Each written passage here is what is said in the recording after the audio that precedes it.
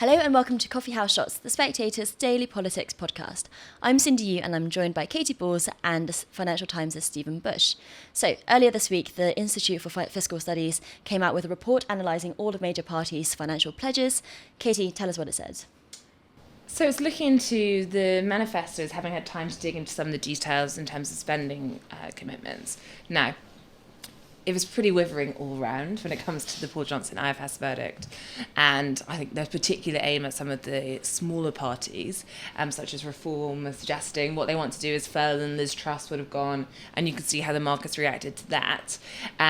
Similarly, the Greens and others. And it was saying these smaller parties are not making things easier because they know that it's very unlikely they're about to be in government as the main party. They're not having to make the numbers add up in the same way. But I think where the report was most interesting is on the Tories and Labour manifestos. Both parties claim that they are fully costed. Paul Johnson was effectively saying no such thing, and there is a conspiracy of silence, which is a line that IFS have used before, but I think it was more delving a bit more into the detail. And the point that Paul Johnson was trying to make is that if you look at, ageing population, social care, if you look at the current debt interest, if you look at the size of the welfare bill, if you look at what we're expecting in terms of the need for public service costs to go up on even on the current trajectory, it's really hard to avoid the sense that there are some tricky decisions coming up the track, and neither Labour nor the Tories have properly acknowledged that. The Tories, on one hand, ultimately talking about all these efficiency savings on welfare, on levelling up or in other areas, savings they didn't actually do when they were in power, but are now apparently going to do and find it really easy, even though they look incredibly ambitious, and that's going to fund many policies such as compulsory national service, but also some of these tax changes that they're doing now. Then on the other hand, you have Labour, who are trying to be really reassuring and saying, look at our special triple lock, you have to have triple lock now in the slogan to make it mean something. But the triple lock tax pledge, we won't raise national insurance, VAT or income tax. And a sense that, they're going for growth, there's not, the sense of growth will fix all these problems, and therefore they don't need to get into, they're trying not to get too into specifics of tax rises, but is that really the case? And the point being, whichever party wins the next election is likely going to have to borrow more or raise taxes. Now, Keir Starmer, and I think one of the key things in the Labour manifesto is trying to say, no guys, you know what hasn't been tried before? Growth. Now growth has been tried by many governments. Obviously, it is the answer you want really to these things, but it's hard to get to. And those close to Keir Starmer will say that they think the Labour manifesto was actually a bit more revolutionary than people said it was. Lots of people said, perhaps on this podcast, it had no surprises. But they say, by making growth so central, you've got to realise in the first, couple of days or 100 days, of a Labour government, that is going to drive loads of these decisions for planning, reform, relaxation, and so forth. But I think the point is the IFS report makes quite clear that if that growth doesn't come, and maybe even if it does, there's probably going to be some quite unpalatable decisions that voters are not being told about now. Now, this is clearly a bigger problem for Labour than the Tories, because it's Labour who are, barring the strangest polling error of all time. It's Labour who are going to be in government. It's Labour who are going to have to explain to voters why perhaps things they said or suggested don't square with what they're planning to do in a couple of years' time. Yeah, and Stephen, what stood out to you from that report? And also Labour have been keen not to say that they will raise taxes, but also not to deny that either. Yeah, I think, to me, the thing which really stood out from Paul Johnson's remarks was the point that he made that actually if you look at what Labour have not ruled out, they have not ruled out a lot of new taxes on assets. Now, the thing is although you can get more revenue that way, it's also an area of tax policy where it's very easy to accidentally change the economy when you don't hit your growth prospects for other, like taxing assets in general is more difficult than taxing income. And he also made the very good point that actually we now do tax, the wealthiest earners do actually now pay a larger proportion of the government's taxation than they were in 2010 or under the last Labour government. And so if you want to have the lavish spending commitments of the kind that although the Labour Party doesn't have, they're kind of envisaged in there. although you can look at the party manifestos and go, Labour isn't planning to spend very much, the most ambitious commitment in the Conservative manifesto is on national service and defence spending. If you look at the sort of vibe of what they're offering, right, they are both suggesting that, healthcare outcomes will improve, schooling outcomes will improve. Well, that obviously involves more spending. And I think it is, the bit which stood out for me is that then you have got to accept, if you want to do these things, that you can't just get all of that by taxing the few. There have to be broad-based tax rises for most people. And Katy's exactly right. This is a problem for the Labour Party because, barring not only a polling miss, but a miss from all of the major political parties. Like, Rishi Sunak wasn't going to Suffolk Coastal because he was like, the weather's so nice. I love the Suffolk coast this time of year. He's going there because he thinks that the Conservatives are in deep, deep trouble and are going to lose many, many seats. And I think there are lots of ways this election reminds me of 2019 in reverse, but one of which is that the IFS and people in rooms like this were having exactly this kind of conversation about the Conservative Party's pledges to increase spending on schools, hospitals, the police, while leaving income tax, value-added tax, and national insurance flat or falling. And we were all going like, doesn't seem like they can keep all of those promises. Of course, they couldn't keep all of those promises, and although that is not the biggest reason why they are now on course for a very heavy defeat, it is part of why. So I think it is a reasonable question. Is this next Parliament going to be the 2019 to 2024, but with the colours changed? And Katy, if growth is the be-all and end-all, does Labour say much about how they're going to grow the economy? I mean, the last time someone talked about that in government was maybe Liz Truss, in a kind of branded way. And she had lots of ideas, not that she had time to enact them. What are Labour's ideas? Liz Truss and Keir Starmer often do sound a little bit similar language around growth. Now, of course, Labour love to attack the Tories on Liz Truss, put her on as many banners or photos as possible. But I think just in that sense of going for growth as the main ambition of your government is something, and using it almost as an answer to avoiding difficult questions, is a similarity they have. I mean, I think it's hard to find a party that isn't pro-growth. I think debatably, if you look at some of the Green Party's policies, there are some views to be had there. But, what does this look like in government? There are two main parts of Labour's growth strategy, I think, which is the green agenda, which has obviously been scaled back in terms of the 28 billion. When that happened, lots of people saying, another betrayed promise, but also what does that mean for Labour's growth agenda? And then also, I think, in terms of the planning reforms. Now, part of that is about housing, but also these planning reforms that should bring in a whole load of infrastructure and investment. So I think if you're imagining what Labour will do quite quickly and quite early on, I think lots of the planning reform legislation would be very important. And then I think there's going to be a big effort to try and bring in private investment.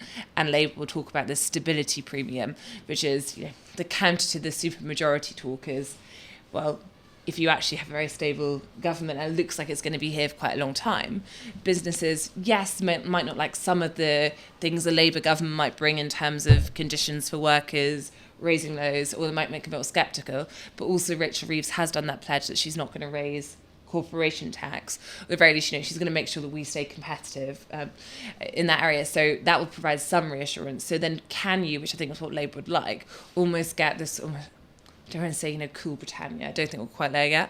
But could you get some buzz around the UK, change room, and bring in private investment that way, and then it contributes? Yeah, I think Rachel Reeves has been telling City bankers, our manifesto has your fingerprints all over it, hasn't she? So she's very keen to have that link. Stephen, if and when the Labour Party does come into government, how long would it take them to start enacting some policies when they, know what's going on with spending? Well, as Rachel Reeves herself admitted in an interview with the Financial Times, thanks to the existence of the OBR and the IFS, we all know what's in the books now, right? Now I'm sure Labour will do some kind of theatre around the inheritance is even worse than we thought, because the inheritance... Payback for there's no money left. Yeah, also because the inheritance is bad. It's not like 1997 where the Conservatives bequeathed an excellent economic record to the incoming Labour government. The inheritance is mostly poor, although Jeremy Hunt did some very good things in his budget on, full expensing, more investment into quantum research. The national insurance cuts and the use of all his fiscal firepower to do so is deeply irresponsible. And coupled with the changes on student visas, that does mean it is going to be a very tight initial spending round. Now, Labour will hope that a combination of their planning reforms, a decisive victory, and also, let's be clear, just as one of the things Emmanuel Macron did very effectively when he became president is he went, they've just voted for Brexit, that country is nonsense here, hey, there's another big Western European country which doesn't do mad things and it's led by a lovely, pretty centrist. Labour will hope, not unreasonably, that a French election in which you have, in which you have Le Pen's party doing well on one side and the leftist alliance doing very well on the other, will be on which people will look afresh at the United Kingdom. So they will. So the thing that we don't yet know is it is certainly possible that by the time of Labour's first fiscal event, they will be able to point to a better picture for growth than we currently expect. If they don't, however, then we are back to these, as the IFS says, £9 billion of cuts nominally in Labour's plans, 19 billion nominally in the Conservatives' plans. Of course, the other thing, we don't know is what the shape and complexion of the Conservative Party will be, because I think part of what will shape how much wriggle room Labour thinks they have is what type of Conservative Party they think they are facing and what type of dividing lines they will want to be drawing in their budget. But the first thing will of course be planning reform, and will be some sense of what. But they do already know what the books are like.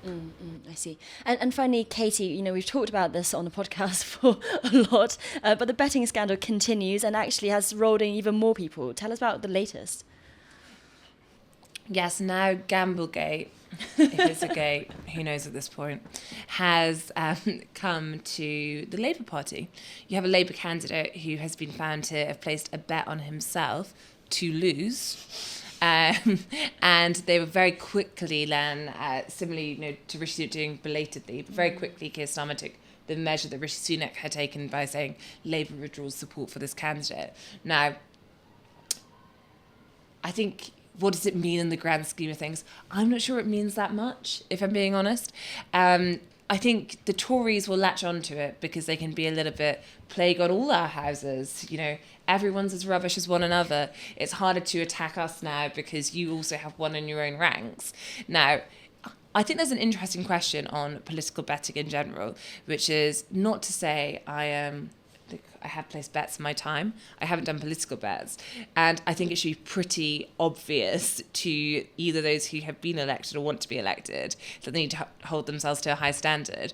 But you also have Alistair Jack, the cabinet minister, coming out last night saying he made $2,000 off betting for a July election.